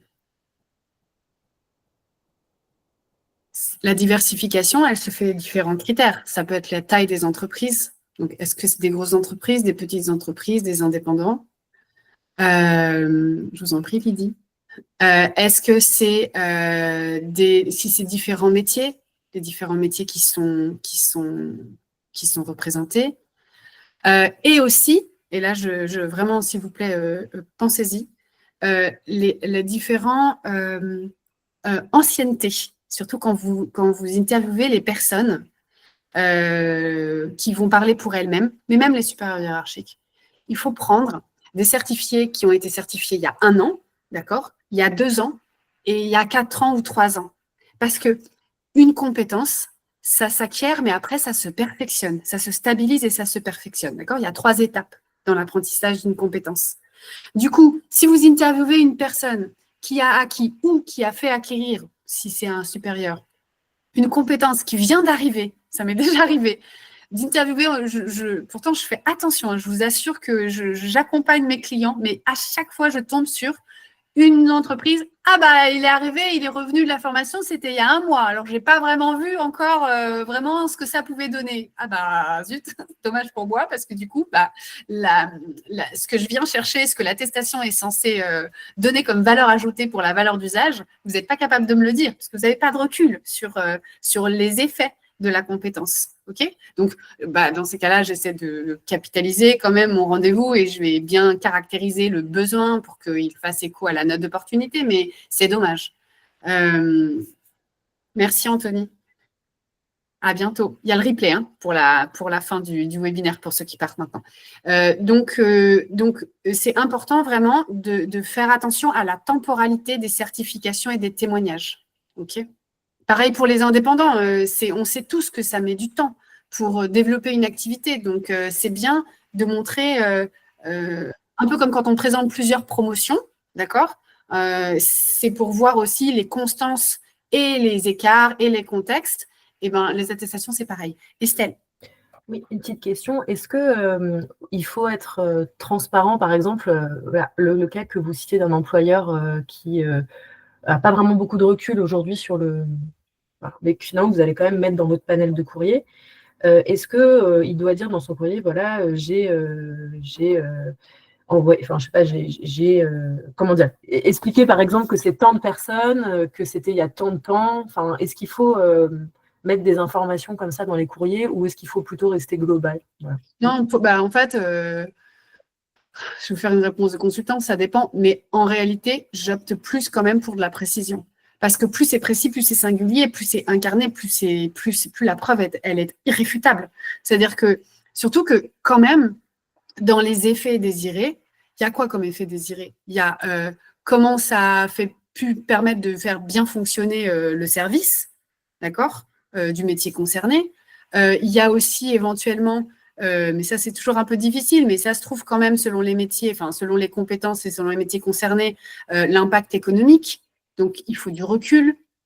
Donc, si vous avez un attestant qui dit c'était il y a 1 an, j'ai pu voir les premiers effets de fonctionnement, d'accord?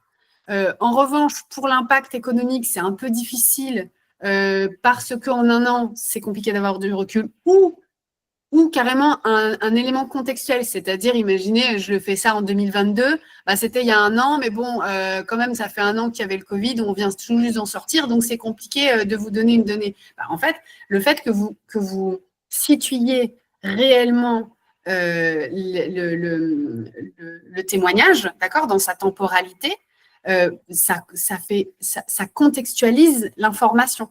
Ça permet de faire comprendre que, voilà, dans le contexte, ce qu'il est capable de livrer comme chose positive. Vous voyez ce que je veux dire? À minima, vous allez caractériser le besoin. Vous allez illustrer le besoin de la valeur d'usage. Et à maxima, vous allez essayer de récolter la valeur d'usage des compétences acquises et ou stabilisées et perfectionnées pour les plus anciens témoignages. Par exemple, Estelle, pour vous être encore plus concrète, avant l'été, j'ai terminé des attestations pour un RSCH voix off et doublage, d'accord, pour des comédiens. Donc là, on a vraiment le cas, mais typique, où on a de tout. Bah, les comédiens, ils sont indépendants, hein, c'est des intermittents, donc ils bossent pour eux-mêmes, ok. Donc on est sous le régime de l'indépendance. Et puis il y avait quand même donc on interviewait les clients finaux, donc les studios de production. Et on a décidé, comme c'était un renouvellement, d'offrir un bouquet d'attestations avec des jeunes et des certifiés plus vieux, en plus des entreprises. Et on a réussi à avoir France TV, donc là c'était carrément le Graal. Et on avait des studios de production, des petits, des gros, vous voyez, on a fait cette diversité. Et puis il y avait dans les indépendants des jeunes comédiens, donc ça faisait 1 an. Donc il y en avait qui tournaient déjà beaucoup, il y en avait qui ne tournaient pas beaucoup. Mais qui étaient contents parce que clairement, il y avait quand même, on sentait dans les attestations que la raison pour laquelle ils ne tournaient pas beaucoup, c'était pas parce qu'ils n'avaient pas les bonnes compétences, c'était parce que c'est dur de percer tout simplement. Mais que grâce à ça, même dans un contexte hostile d'insertion, pour diversifier, donc là on a caractérisé le besoin, diversifier le type de revenu, etc. Ça reste difficile, oui, on ne va pas mentir, mais grâce à ces compétences, clairement, je suis confiant, je vais persister. Ok ? Et donc, ça, c'est un bénéfice. Et après, on a interviewé aussi un certifié qui avait été certifié il y a 5 ans et qui était aujourd'hui directeur artistique. Donc là, on voit, il fait aussi du doublage, mais maintenant, il est carrément directeur artistique. Donc, on a vraiment mis tous les typologies de profils qui bénéficiaient de ces compétences à court, moyen et long terme. Une petite question, dans ces cas-là, vous faites une sorte de page introductive dans laquelle vous expliquez un peu, où il y a un endroit où vous dites, vous expliquez ce courrier-là, c'est ça, ce courrier-là, c'est ça. Alors, c'est dans la note d'opportunité. Non, mais ça pourrait être envisagé. Okay. Non, on ne fait pas ça. Mais en fait, Non, c'était juste pour ça, hein, je vous laisse poursuivre, mais c'était juste pour savoir. Oui, non, mais en fait, ça me fait bugger parce que je me demande si on ne l'a pas fait justement précisément pour ça. Je pense qu'on l'a fait. Il faudrait que je regarde dans le dossier. Vous me posez une colle. Normalement, non, je ne le fais pas. Mais là, c'était tellement… le dossier nous permettait tellement d'offrir cette diversité que je pense qu'on l'a spécifié dans le document complémentaire, il me semble. D'accord. Donc, c'est super pertinent ce que vous dites. De toute manière, tout ce qui va accompagner, tout ce qui va faire le lien. Pourquoi ils ont fait le document complémentaire maintenant ? Avant, c'était que des documents autonomes qui devaient parler à la fois pour eux-mêmes et à la fois avec les autres. Il y avait quand même une recherche de cohérence. Bah là, on bricolait un peu, c'est-à-dire qu'on allait mettre un courrier, justement. Moi, ça m'est arrivé de faire une sorte de petite page de garde pour expliquer les différences entre, quand c'était un cas très spécifique. En effet, on allait tout mettre dans la note d'opportunité, le bilan, c'était compliqué, mais là, bon, on va voir comment ça va se passer. Mais en effet, l'idée, c'est de pouvoir, j'imagine, écrire dans le document complémentaire. Okay. Merci. Donc, il y a une vraie recherche de mise en cohérence, de transversalité, de lien rouge, de narratif, de narration, de ce qu'il faut comprendre de votre certification.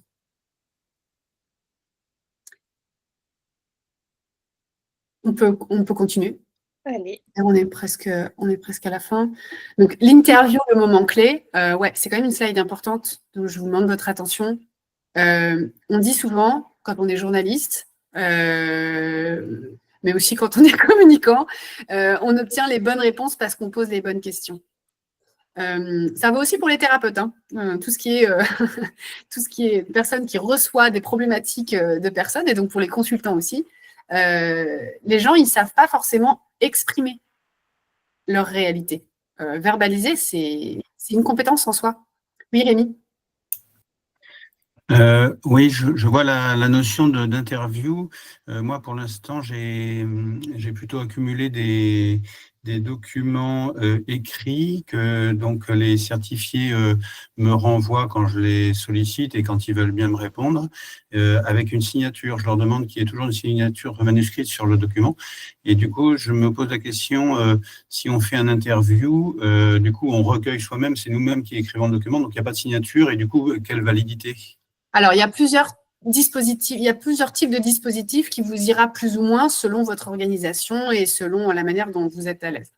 Le premier dispositif, c'est envoyez-moi une attestation, dites-moi à quel point vous êtes content des compétences. Okay, donc, avec signature. De toute manière, à la fin, il y a signature, hein, parce que comme c'est un document légal, il faut qu'il y ait signature et pièce d'identité. C'est le Graal, c'est encore mieux quand on a les deux. Okay, donc là-dessus, je vous rejoins, Rémi, vous avez raison de vouloir absolument la signature. Après, la question, c'est comment on récolte les informations. Le témoignage en début de webinaire était important, c'est qu'il y a des personnes, en fait, selon les publics que vous avez, c'est plus ou moins facile de les capter, c'est plus ou moins facile de leur faire comprendre ce dont vous avez besoin, et pour avoir le contenu dont vous avez besoin. Nous, quand on a repris des dossiers retoqués, on reçoit souvent en entrant des clients qui ont été déçus par leurs essais, on retrouve justement ces écueils dans les attestations avec des compliments de la pédagogie, de l'intervenant, du cadre, alors que ce n'est pas du tout ça que France Compétences demande. Donc, le risque dans votre dispositif, qui est dans ce que vous me dites, hein, le plus simple, c'est de laisser trop la main à l'attestant, alors que quelque part, il ne sait pas forcément ce qu'il faut y mettre. Donc, j'ai un masque, en fait. Je leur demande de remplir. Donc ils sont complètement guidés, donc, avec un peu de libre sur la fin. Mais, oui. Alors, peut-être qu'on pourrait dire l'interview ou l'auto-interview est un moment clé. Vous voyez ce que je veux dire? En fait, l'idée, c'est quelles questions poser. Dans ce slide, ce que je mets, c'est quelles questions poser pour que soient formalisés tous les critères et toutes les informations qu'attend France Compétences de cette attestation. Oui, je comprends. Mais du coup, vous faites un interview, vous-même vous rédigez et après vous envoyez ce document. Nous, comme on est une agence, et la personne le signe. Nous, on produit les pièces du dossier et pour le coup, j'interviewe les personnes. En fait, c'est pour une question de temps. Je facilite la vie des personnes. Ça déclenche des oui parce que forcément, je leur dis je fais tout, je vous demande juste 30 minutes. Je vous pose toutes les questions et après, il y a juste un aller-retour. Je vous rédige, vous lisez, vous me dites si vous êtes OK. Oui, je comprends. C'est vraiment une idée. C'est juste pour lever les freins logistiques, quoi. Oui, merci beaucoup. Et j'ai une autre question. Si sur 100 certifiés, j'ai 50 réponses et je relance et je n'arrive pas à avoir les 50 autres, qu'est-ce que je fais? Alors, déjà, on fait pas 100 attestations. Sur 100 certifiés, j'ai besoin de récolter 100 réponses ou alors France Compétences, je ne sais pas, admet qu'on n'en a que 10% ou 20%. Ah non, mais Rémi, je vous arrête tout de suite en espérant vous soulager. C'est-à-dire que les attestations, nous, si on en fait 7, c'est le bout du monde. On en fait entre 5 et 7. Un instructeur a 24 heures pour lire le dossier. Si vous lui donnez 1500 pages de votre dossier, je pense que par principe, il va dire non, c'est pas possible. Bon, mais ça me rassure, merci. D'où, je vous ai vu, hein, Estelle et Béatrix, pardon. D'où le fait de bien choisir les attestants. Nous, en méthodo, ce qu'on fait généralement, Rémi, c'est qu'on demande le tableau des certifiés, de toutes les promotions qui sont censées être défendues dans la certification. Et on fait une réunion, c'est là où on mobilise le plus nos clients, c'est de regarder un peu toutes les typologies, les profils, etc. D'accord? On a déjà fait le périmètre à ce moment-là, on est déjà au courant. Et on va, selon différents critères, c'est évidemment les critères de représentativité, mais aussi le critère de lien. On est dans un échange humain. Donc, on va déjà demander à nos clients, est-ce que vous entendez bien avec lui? Est-ce que lui, il est sympa? Est-ce que lui, il est bavard? Est-ce que lui, il est… Et en fait, on va écumer au fur et à mesure. Nous, on veut un qui soit représentatif, qui soit sympa, qui soit bavard, qui soit disponible et qui soit hyper content de ses compétences. Si on réunit tous ces critères, hop, on le prend et on fait ce que j'appelle un bouquet d'attestation. Et peut-être plusieurs modes de financement, que ce soit pas que des CPF, que ce soit Exactement. des financements. Tout ce qui peut représenter votre certification. Okay. Est-ce que vous avez une diversité dans les modes de financement? Est-ce que vous avez une diversité dans les backgrounds? Est-ce que vous avez une diversité dans les situations professionnelles? Est-ce que vous avez une diversité dans le type de structure? Ça doit être compris dans les critères de représentativité. Et je vous en prie, Rémi. J'ai expérimenté les deux manières et je trouve que les courriers avec interview sont plus qualitatifs et riches. Les trames standardisent un peu trop. Oui, attention, merci Estelle. Il ne s'agit pas d'une attestation par certifié, mais par entreprise. Souvent, il y a moins d'employeurs que de certifiés. Oui, vous avez raison, ce sont les entreprises utilisatrices. C'est pour ça que je l'ai dit au départ, ce qui ne change pas. Si vous avez des intras, si vous avez ça, c'est génial, parce qu'en plus, ça veut dire que ce n'est même pas financé par le CPF. Donc, il n'y a pas une arrière-pensée de modèle économique qui fonctionne que sur une certification, mais ça, c'est un autre débat. Il va y avoir une entreprise qui va envoyer plusieurs salariés. Ça, c'est dans le cadre de compétences où on est vraiment dans un cas classique. Donc là, Béatrix, peut-être que vous voyez, là, ça ne va peut-être pas tout à fait vous parler, mais on est vraiment dans des boîtes, quoi. On est sur des métiers support, on est sur des choses comme ça. Et là où on va regarder aussi la récurrence du besoin. Parce que si vous avez des entreprises qui envoient depuis 5 ans déjà leurs salariés se former, enfin acquérir ces compétences parce que ils expliquent, bah c'est formidable. Et les certifiés, après ça peut être des certifiés si c'est des indépendants. Ok. Il m'est même arrivé de faire une attestation à 2 voix, c'est-à-dire certifié et supérieur hiérarchique, parce que le supérieur hiérarchique ou la responsable RH était un peu largué. Mais moi, il me fallait quand même la supérieure RH. Et du coup, quelque part, la RH était plus à l'aise de parler avec la personne concernée qui pouvait donner beaucoup plus de situations professionnelles parce qu'il faut quand même expliquer ce qui se passe concrètement. Dominique et Béatrix, vous avez levé la main. Dominique 2 fois, je vous laisse la parole. Et après, Béatrix.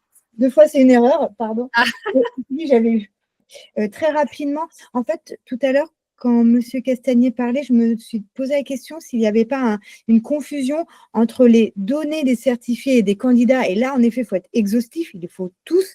Mais en effet, voilà. Mais les témoignages. Merci pour votre vigilance. Je me suis demandé s'il n'y avait pas eu cette petite confusion où là, en effet, il faut bien l'exhaustivité des données. Mais c'est seulement pour les données, heureusement. Tout à fait. Et d'autre part, ce que je voulais surtout dire, ah oui, pour recueillir les témoignages, alors moi, ça m'est arrivé de ne pas mettre l'identité des gens. Alors quand j'avais, par exemple, 15 témoignages de faits, mais j'expliquais bien dans la note d'opportunité qui étaient ces gens-là.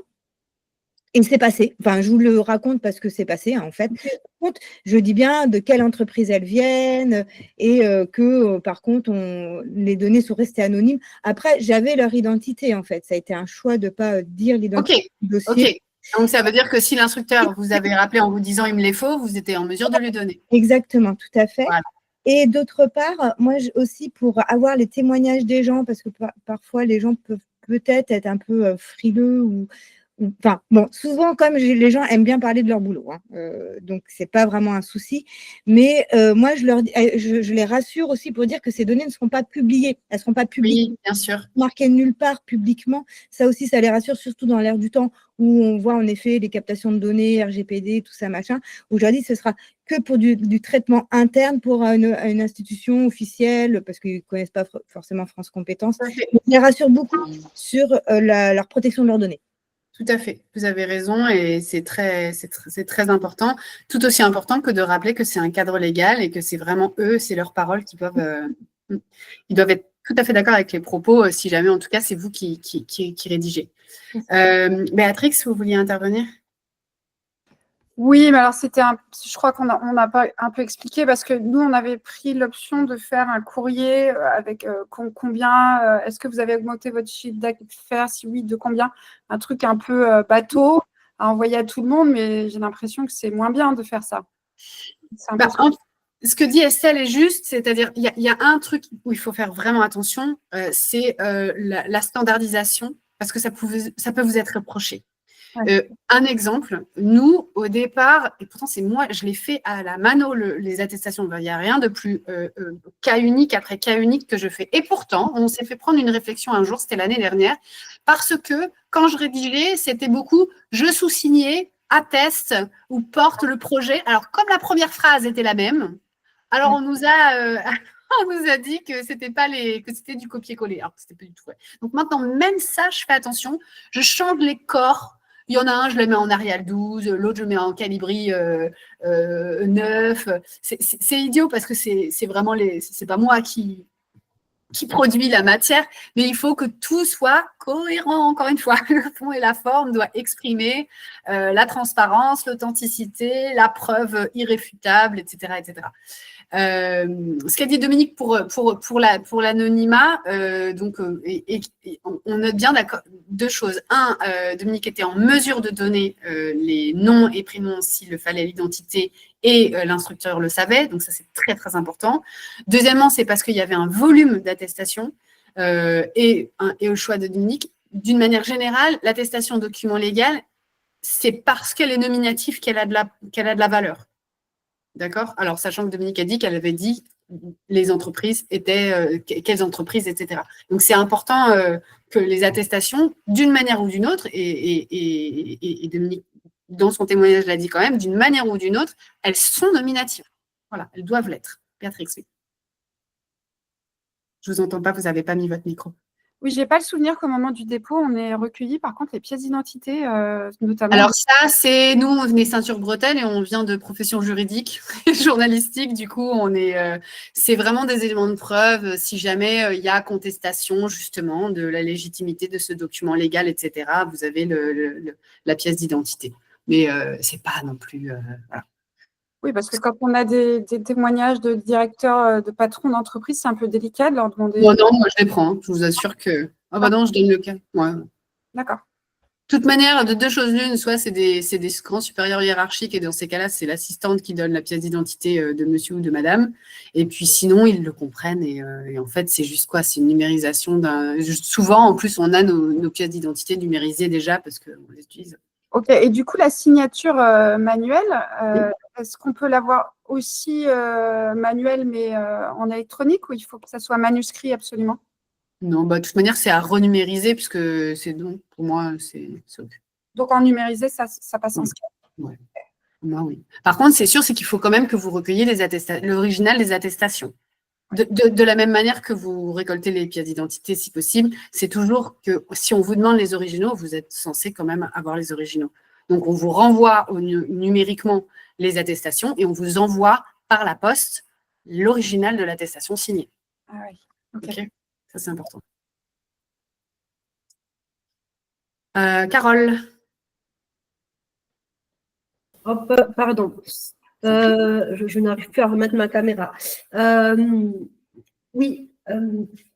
Alors, par rapport aux interviews que vous faites, effectivement, vous, de votre parcours professionnel, je pense que c'est une compétence que vous maîtrisez à la perfection.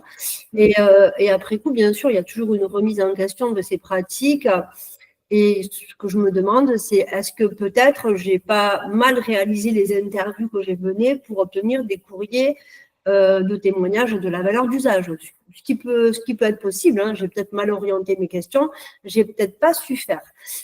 J'imagine que quand vous allez mener une interview, vous avez déjà des questions au préalable. Ouais, voilà. C'est celle que je montre là, hein, c'est l'essentiel quand même de l'axe. D'accord, ok. Et après, j'ai connaissance du contexte et des personnes. Ouais. Et de elles sont Est-ce que vous, au-delà de ces 5 questions, est-ce que vous vous basez pour établir les questions suivantes sur le référentiel de compétences, par exemple, sur un répertoire spécifique? Alors, je pense avoir compris votre question. Ce qui est sûr, c'est que parfois, il m'est arrivé même de donner la liste des compétences. Ouais. Pour dire, alors, et je leur dis, dans le cadre, je dis, bon, c'est compliqué ce que je vais vous demander. Moi, je justifie comme ça. Pourquoi c'est moi qui fais l'interview? D'abord, ça vous facilite le temps. Parce que vous n'avez pas le temps et moi, vous me rendez déjà service, c'est super. Et c'est comme ça que vous pouvez le dire à vos attestants, Carole. Donc, je vais faire en sorte de vous faciliter la vie. Deuxièmement, c'est parce que cet exercice-là, il est un petit peu complexe. On est dans un exercice de normes, d'accord? Donc, il y a un langage, il y a des codes, il y a des mots que l'instructeur a besoin de lire. Par exemple, s'il y a formation, pas possible. S'il y a compétence, oui. Vous voyez ce que je veux dire? Oui, tout à fait. Oui, donc, oui. Vous posez le cadre, d'accord? Ouais. Le cadre, c'est quoi? C'est comment ça va se passer et pourquoi ça va se passer. Et déjà, la personne va du coup être un peu, elle va être branchée sur cet exercice-là et elle va adhérer du coup au fait de vous suivre. Et du coup, vous reformulez pour elle. Vous dites, alors si je comprends bien, il y a ça. Vous avez déjà une idée en fait de ce que vous voulez chercher. L'idée, c'est pas de forcer, hein, attention, hein, parce que c'est mais l'idée, comme dans n'importe quelle interview, c'est on sait ce qu'on veut aller chercher, on sait que l'autre a ça, mais c'est la parole de l'autre qui a de la valeur, c'est pas la mienne.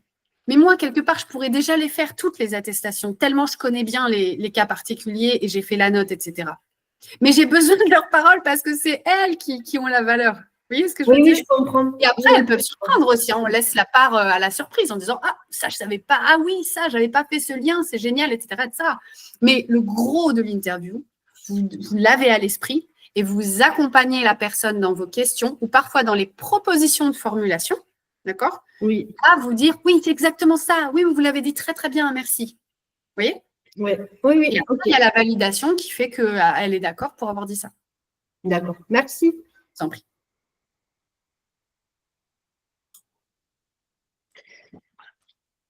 Alors, Camille, je vois qu'on a pas mal dépassé le temps et peut-être que tu as d'autres rendez-vous après. Oui, après, moi, c'est vrai que j'ai un peu du mal à décrocher parce qu'il y a trop de trucs, mais c'est surtout que, voilà, tout le monde… Moi, je peux rester encore 5 minutes. Après, Léa, peut-être que toi aussi, tu as d'autres choses. Donc, moi, je peux. Donc, vas-y, on peut prendre des questions. Alors, Béatrix. Je viens de relever dans ce que vous avez dit, formation, c'est pas bon, et compétences, oui. C'est-à-dire, on n'a pas le droit de nommer formation dans le… C'est pas une question de droit, Béatrix, c'est une question de… Langage, oui. Ouais, de langage. On est dans un exercice, on est dans des normes, d'accord? Donc, et il y a un esprit de la loi. On vous demande de sortir de votre posture d'organisme de formation et de penser insertion de l'emploi. Si vous pensez insertion de l'emploi, vous ne pensez pas parcours de formation, vous pensez compétences et services ressources humaines qui va recruter ou client qui va permettre à vos indépendants de développer leur activité. Vous voyez ce que je veux dire? Ouais, d'accord, mais En ce sens-là, je finis en ce sens-là, et aussi parce que la certification certifie des compétences, ce n'est pas la formation. Donc, pourquoi, alors que la certification certifie des compétences, on va parler de la formation? On parle des compétences. On parle de ce qu'on veut certifier. Oui, mais les gens, ils attestent bien qu'ils ont suivi la formation quand même. Oui, on peut parcours de formation, mais en fait, on n'atteste pas qu'on a suivi une formation, on atteste qu'on a acquis des compétences. Okay. Et la différence, elle est grande. Parce que, encore une fois, France Compétences demande à démontrer l'utilité et la bonne acquisition des compétences dont on parle. Utilité et bonne acquisition. Et j'insiste sur les deux qui doivent, pour le coup, se retrouver dans les attestations. Dominique? Excusez-moi, juste pour expliquer la différence, parfois, moi, je donne l'exemple du bac. Le bac, c'est un examen, c'est une certification.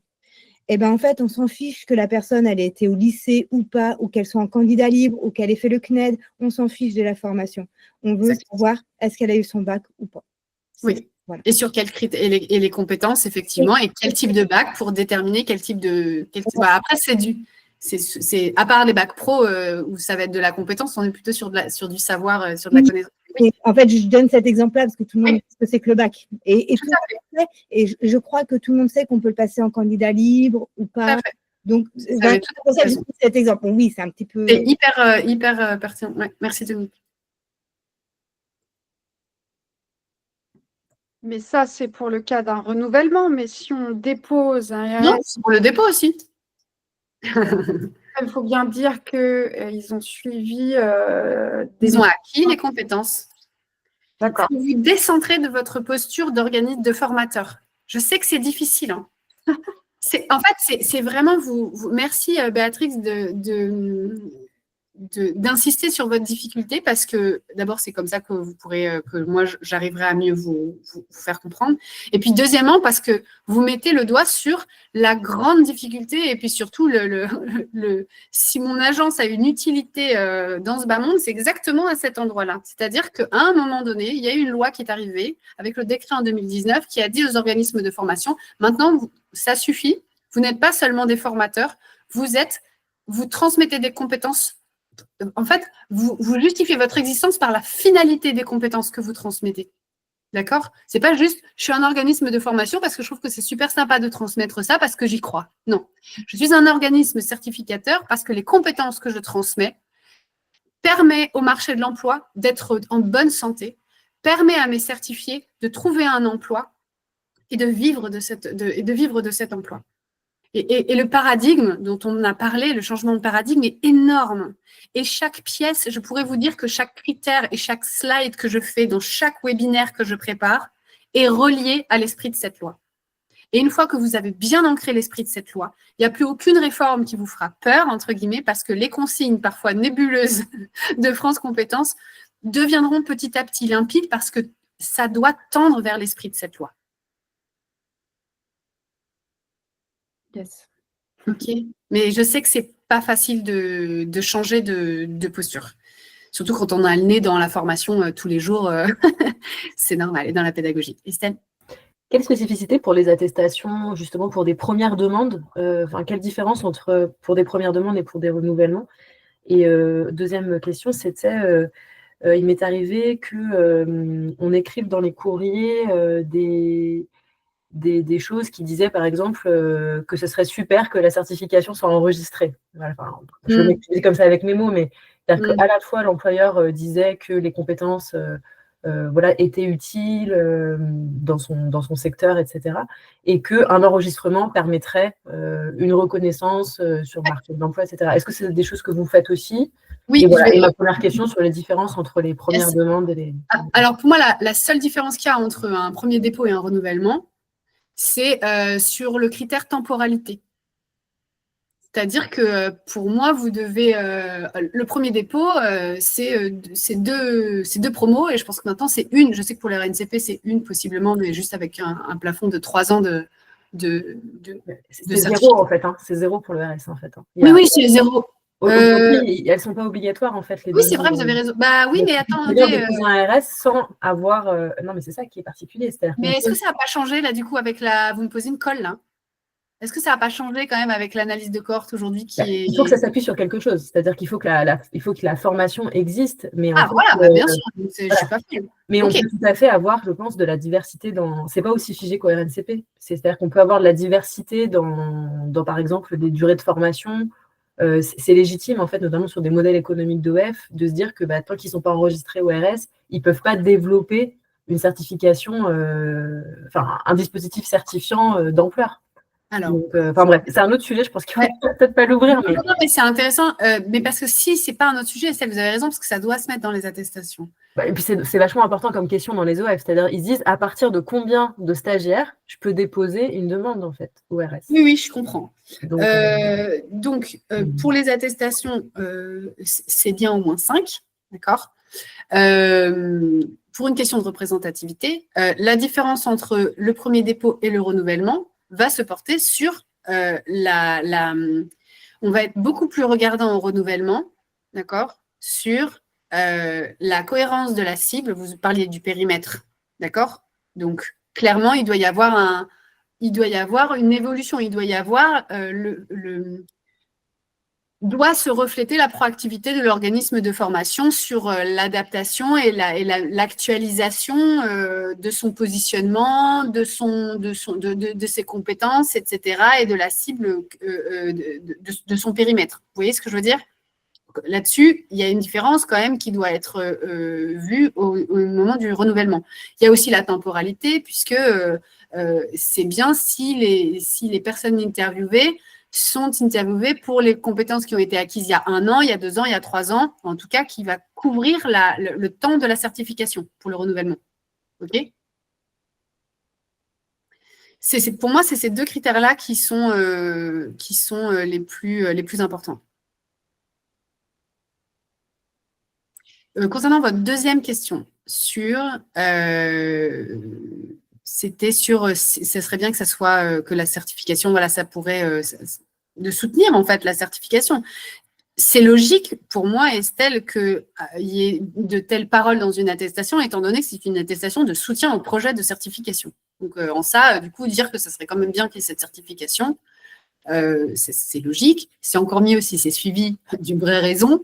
C'est-à-dire que ça permettrait, moi, par exemple, j'avais eu un exemple où c'était pour le management de cadres de santé, d'accord ? Et c'était un directeur de clinique qui disait que le CPF, parce que c'est de ça dont il est question aussi, ça serait bien que ça soit certifié, ça serait bien parce que ça permettrait à certaines personnes qui seraient en lien, où ce n'est pas les plus urgents, mais c'est quand même bien d'avoir des compétences en management parce que ça permet de comprendre le fonctionnement de la clinique, ça permet d'adhérer aux projets transversaux, ça permet de tout ça, d'accord ? Et que le fait qu'elles choisissent à travers leur CPF de le faire, ça permet du coup de transmettre, ou en tout cas de permettre à ces compétences d'être acquises par le plus grand nombre dans une clinique. Et dans le contexte du secteur de la santé, c'était important que les gens comprennent à quel point les choses changent en ce moment dans le secteur de la santé. D'accord ? C'était le discours. En revanche, là où, pour le même dossier, j'ai eu d'ailleurs un échange un peu houleux avec des personnes qui voulaient absolument dire que c'était important qu'il y ait le CPF pour des raisons économiques de l'établissement. C'est un établissement public, c'est un hôpital. Sauf que là, moi, je lui dis attention. Au revoir, Carole. J'ai dit attention, France Compétences n'est pas très fan c'est super, nous, avec la certification, tous les CPF, du coup, notre budget formation, on est tranquille parce qu'en fait, tous nos salariés vont le passer avec leur CPF. Ce n'est pas un discours d'un point de vue politique, d'un point de vue idéologique, ce n'est pas un discours que France Compétences aime beaucoup lire. Et donc, voilà pour moi la limite ce serait vraiment super qu'il y ait cette certification, ça permettrait. Ça permettrait de faire acquérir au plus grand nombre ces compétences qui sont utiles parce que, oui, ça permettrait parce que du coup, sous-entendu, notre budget formation, on pourrait s'en passer, on pourrait faire des économies dessus et du coup, on utiliserait le CPF de nos salariés contre leur gré, entre guillemets. Ça passe pas. Voilà pour le partage d'expérience. Voilà. Est-ce qu'on arrive au bout, en fait, finalement, Léa, de tous les... Le prochain slide, c'est quoi? Alors, il nous restait quelques slides, c'est vrai. Les incomparables, oui, mais non, parce que là, on va vous donner ce document. Concision, oui, de page max. Singularité, on l'a déjà dit, chaque attestation doit raconter une histoire unique. Validation éclairée, oui, c'est un document légal où c'est important. Formalisme, pièce d'identité, on a déjà tout dit. Tu peux passer sur les bonnes pratiques. Et après, on avait... Ça, c'est un peu la checklist, c'est la cohérence, on ne répétera jamais assez. Est-ce qu'elle reflète une facette de la réalité que je défends? Donc, c'est pour ça que c'est une singularité unique, mais ensemble, c'est pour ça que je parle d'un bouquet d'attestations où on fait comme un kaléidoscope, où vraiment chaque attestation représente une facette de la réalité qu'on a exprimée dans la note d'opportunité, etc. Est-ce qu'elle est en cohérence? Est-ce qu'elle est cohérente avec l'analyse de cohorte? Est-ce qu'elle dialogue avec la note d'opportunité? Je pense qu'en filigrane, on en a parlé à peu près tout au long du webinaire. Et ensuite, on a les règles d'or. Voilà, la diversité des profils, on en a parlé. Va-t-on recevoir les slides? Oui, bien sûr. Cohérence avec données et notes d'opportunité. Vérité, crédibilité versus discours enjolivé, j'en ai parlé. Préparez vos attestants, hyper important. Accompagnez-les, ils ne savent pas faire, ils ont droit. Formalisez, logo, signature. C'est bon. On a juste 21 minutes de rab, mais c'était important. Et puis, voilà, il y a eu tellement de changements là que c'était bien de le faire. Écoute, en tout cas, merci beaucoup de nous avoir accordé ce temps, Camille. Avec plaisir, Léa. Vous recevrez tous. Alors, je ne vais pas l'envoyer à tout le monde, le support et le replay, mais je vais le partager sur le Slack. J'ai remis un peu plus haut dans le fil de discussion le lien pour ceux qui veulent, qui veulent y accéder, qui l'ont peut-être perdu ou autre. On vous transmet tout ça. Si vous avez des questions en plus que vous voulez poser à Camille, n'hésitez pas à les poser sur Slack. Elle vous répondra quand elle pourra sur les différents points. Vous pouvez aussi la contacter. Vous aurez ses coordonnées, je pense, en dernière slide. Donc, on aura plus réactive. J'avoue, je suis plus réactive par email que par Slack. Mais je regarde Slack et je regarderai. Parfois, je vous remettrai, du coup, dans le petit partage de replay, je vous remettrai son adresse email. Comme ça, pour ceux qui veulent approfondir certains sujets, n'hésitez pas à la contacter. Et puis sinon, on se retrouve dans quelques semaines pour un nouvel atelier. À bientôt. Merci beaucoup. Merci Léa. Bonne journée. Salut. Bye bye.